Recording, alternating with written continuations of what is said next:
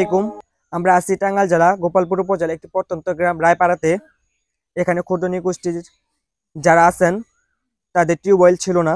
বিষয়টি সিএনএস ফাউন্ডেশনকে জানানোর পর সিএনএস ফাউন্ডেশনের পক্ষ থেকে তাদেরকে একটি টিউবওয়েলের ব্যবস্থা করে দেওয়া হয়েছে।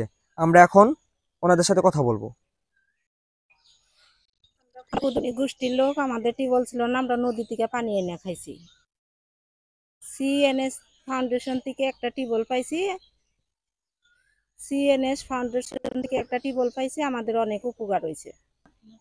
তারা জানি মানুষের জন্য বেশি বেশি কাজ করতে পারে।